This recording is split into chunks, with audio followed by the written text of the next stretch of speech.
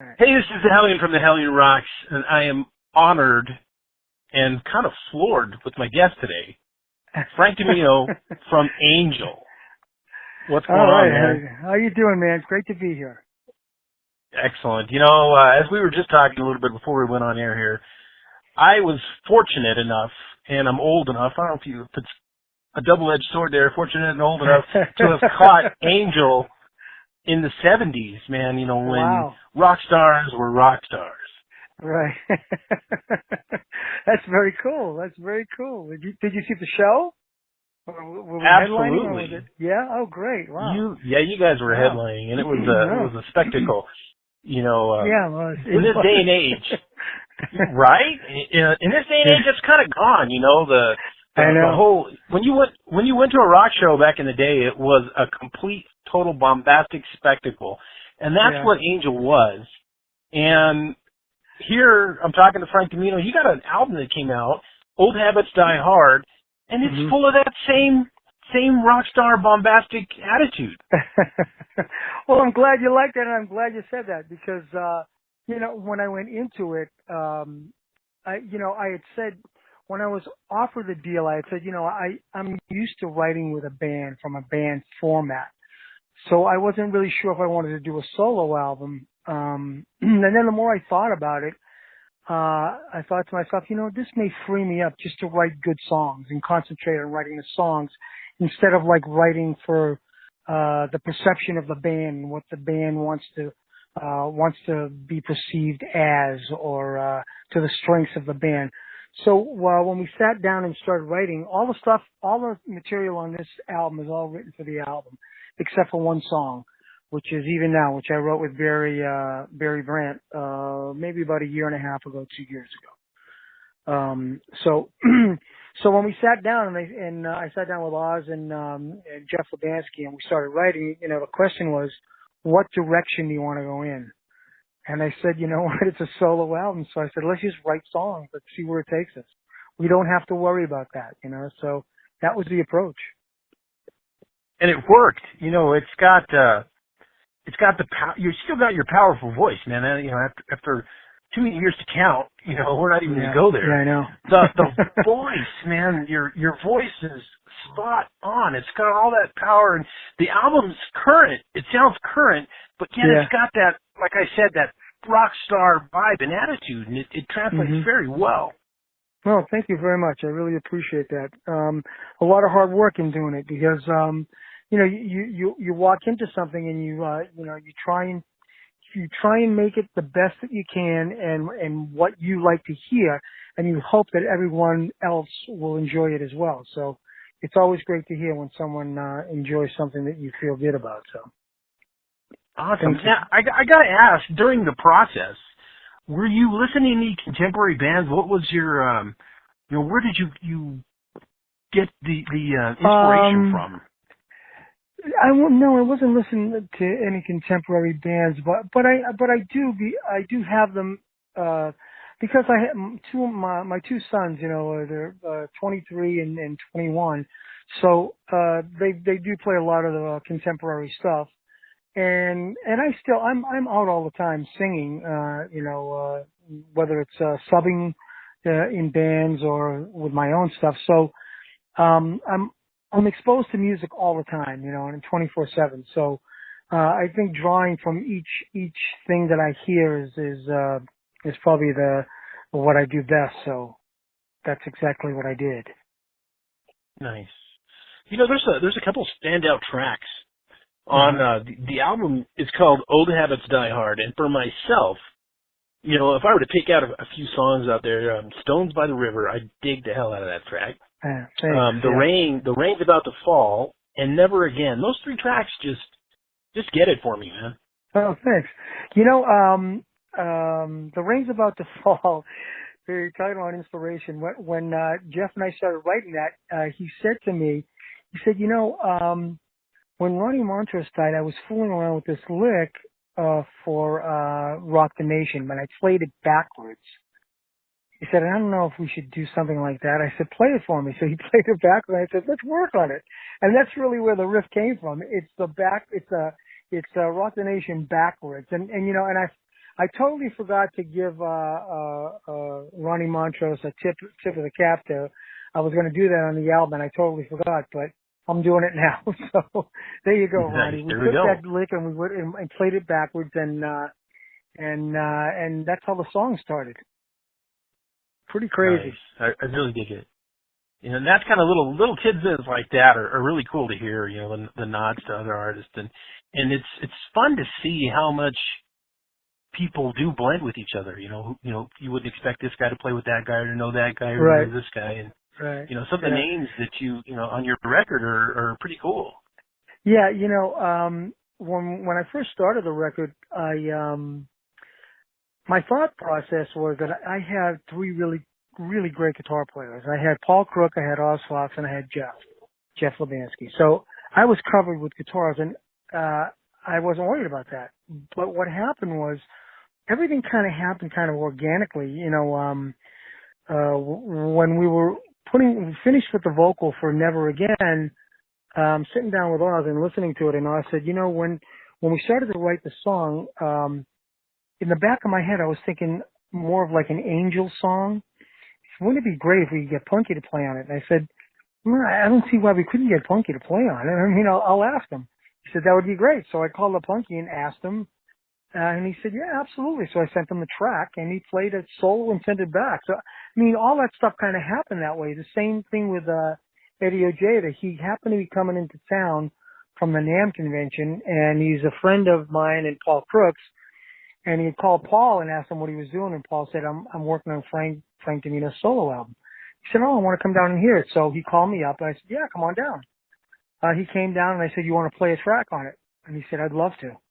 So I gave him a track. We listened to a few things, and I gave him one of the tracks. He took it home, came down the next day and put a guitar solo on it. So all this stuff happened, and Pat Thrall was involved. He was been involved with the album from the inception. At one point he was going to produce it, then he didn't have the time to do it. Then it went back to Paul, then it was going back and forth. So, and we always used Pat for fresh ears, and we did something. We needed someone, because the two of us, between Paul and I, were in the studio for many hours. So every once in a while you need a couple of fresh ears to listen to what you've done. So we always used Pat. And Pat said from the beginning, let me play on a couple of tracks. Anything you want me to play on, let me know, and I'd love to do it. So when Stones by the River was done, I thought that would be a perfect track for him, and we sent it to him. And he came back with just such a ridiculously great solo that I thought, you know, I think we got to end the CD with this track. So that's what we did. Perfect, man. It's a great, you know, it's a strong record. You know, the travesty in it is, you know, that this record needs to be out in everybody's ears. You know, with all the damn record stores closing, that's a crappy thing. You know? Isn't it crazy? I know. There's no place to get this album out. That's the problem. I mean, and even like, I got to count on, you know, internet radio and stuff like that. Even with satellite radio, it's getting back like it used to be an FM radio. I mean, you would think that there's like 6 bands in the world and they play the same 8 songs. You know, it's crazy. Right.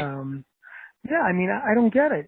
You know, there's so much music out there. There's so much great music out there that no one really gets to hear. Anywhere between 40, even 20% of it. You know, it's just the same stuff over and over again. So. And that's a problem that I have with terrestrial radio. You know, like you just said, it's the same songs over and over and over. That's why, you know, I've gone to the internet, you know, and I do my show here, and I've got a lot of other cats that do internet radio shows, and, you know, we kind of spread the word on things. I mean, if it wasn't for you guys, my goal and my mission. Yeah, absolutely. If it wasn't for you guys, you know, there would be absolutely no outlet, you know. So it's great to have you guys there. And we appreciate that. Now, the record's kind of new. Are you going to put something together and hit the road, or what's the plan? Well, I'm doing a show October 21st at the Whiskey, and hopefully we'll get some add-ons from that. But again, it's the same stuff. I mean, you know, promoters are going, well, you know what, I don't know, because there's no tours there's no big bands that go out anymore that have like an opening act. They usually will either do the show by themselves now, or they have pick up an opening act in the town that they're at. so very few bands take out opening acts anymore. So, it's a matter of trying to, talk to promoters and, saying, yeah, people will come. just book the band, people will come. So that's the other uphill battle we have.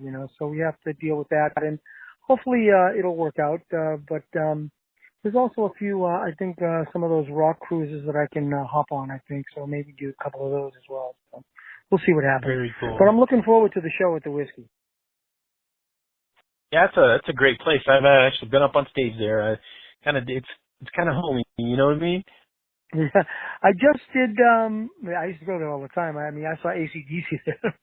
I saw Cheap Trick there. I mean, this is going way back. But I was just there about a month ago with the rock camp. We did the Judas Priest rock camp, and it was me, Vinny Appice, Rudy Sarzo, Phil X, a whole bunch of guys, Matt Starr, all counselors, and we all had our own bands. And Judas Priest came down, and we do Judas Priest song, and two of the guys would come up with our each band.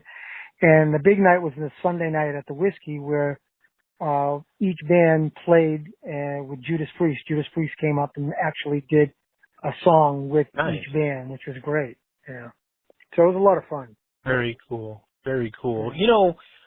You are still so relevant, and I'll tell you why. When I said that I was going to be speaking with you, my inbox got filled up with really, really, really, Oh, really? So, yeah, so, the fan base is still out there, and well, that's great. A lot of people were like, oh, Frank from Angel, are you kidding? And it did my heart good, because I'm like, the record is solid. So I was turning on a lot of people. I said, man, check this out. Go online and check this record out. So, it's these bands. Yeah, it's on Spotify now as well. So I mean, you can get it on Spotify. So there's lots of ways to get it now. Awesome.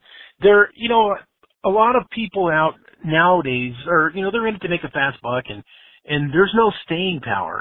Again, I'm not slamming any bands that are out there. They're working hard. They're making their craft. But there are artists such as yourself, for example, that have stayed the course of time, that, you made art to make art back in the day. That was, you could tell, yourself and Angel, when you guys performed, that was coming from your heart and soul, and you guys were making the art you felt. And I think that artists that did that still have staying power. It means something. Mm-hmm. Yeah, and again, like a lot of people said, well, where have you been? But I haven't been anywhere. I've been doing what I've always been doing. I've always been singing. So, even though I haven't made an album until this one came out, I've been in the studio. I've done studio work. I'm always singing in clubs out here in Vegas. Whether it's subbing or whether my own, I have a band with Oz Fox out here called Vinyl Tattoo, doing the rock and roll fantasy camp. So I'm always singing. I'm always singing. So I've never stopped. So it's just that there's not that many outlets anymore. Right. And I've since I was a fan from back in the day, I've always kept seeing what's Frank up to, and knowing that you're out there doing stuff, it did my heart good. And then when the record came out, I was totally stoked. And then when Dave Tedder, the PR guy, says, "Hey, you want to interview Frank DiMino?" I was like, yeah, what a cool thing, And you've been working with Oz, and Oz is a great guy. Oz Fox, he's a wonderful guy. Yeah, he's a great guy. Yeah, really good guy. So, hey, cool I also did it's crazy. After we did finished the album, Paul Crook and I just kind of screwed around a bit, and we did a version of Dazed and Confused, because he loves Jimmy Page, and I of course I love Zeppelin stuff. So he said let's do something off that first album. So you want to record it? I said yeah, let's record it. So we did a version of Dazed and Confused, and if it's on his he's got a company called Devil Star. So it's on his website, and I think it's on YouTube, because I think he made a video of it as well. So if you go to if we just put my name in Frank DiMino and Dazed and Confused, then you can pull it up and listen to it. It's a great version. Oh, well, it came out great. It out.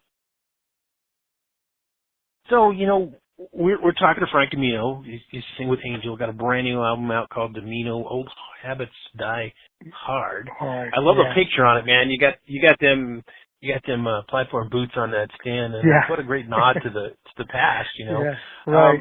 You planning on you going to hit the studio again? You going to put some more new music out, or what's the future hope for Frank DiMino? Well, you know, Paul and I just had dinner a couple of weeks ago, and we went to see Glenn Hughes, which, by the way, was a great show. Glenn he's great. He's really great. So, but anyway, we had dinner. We were talking over dinner, and I said, you know, I'm thinking about maybe doing another solo album. What do you think? Do you have time, or where are you at right now with the Meatloaf thing? He said, doesn't matter. He said, we'll figure it out. We'll figure out some time. If you want to do it, let's do it. So, I was already working on 2 songs that he had given me when we were about a few months after we were done with Old Habits. He had a couple of songs that he wanted me to screw around with. So I was working on those, and I told him, I said, I think we can do something with those 2 songs. He said, I have another one. So I think we'll start, between him and I, we'll get the ball rolling and start working on some new material and start putting together a new album. Nice. That's excellent to hear. Yeah. So one of the things I like to do when I have conversations with these people, like I said, my site's in 140 countries. Frank, the floor is yours to tell the world what you want to tell them. Anything you say, it's yours. All I want is I want for people to listen to the album. Just give it a listen. I think if you listen to it, it'll really open your eyes to the whole thing. You know, like I said, there's not a whole lot of outlets anymore. So you just got to search and you got to fish for stuff, and I think this album is really worth sitting down and listening to. I agree. You know, this has taken us back to the early days of rock and roll, and it was word of mouth. You know, there was a lot of stuff that wasn't played on the radio, right? And you only heard it by listening to this guy talk about this guy. You know, hey, who's that band on your shirt? And you know, that's how it started. And you're right, we're back there again. So, you know, this is the Hellion telling you that this Frank DiMino album is full of substance. It's relevant today. You need to listen to it. Yeah. I think it has. That's why it's called Old Habits Die Hard. I mean, you know, with a nod to the past because of my mic stand. My mic stand has always been with me from the first tour up until now. So with a nod to the past with my mic stand and my old boots and a look to the future, that's why I named it Old Habits Die Hard, because I felt like I still have my roots based in this album, and I still have an updated sound with the way we recorded it and the way we went about it. So hopefully it'll tweak your ears when you listen to it. Absolutely. This is the Hellion from the Hellion Rocks, talking to Frank DiMino. Used to sing with Angels, got a brand new album, Old Habits Die Hard. Don't miss it. We're out. Thank you. Cool. Hey, see, better than an interview, wouldn't you say?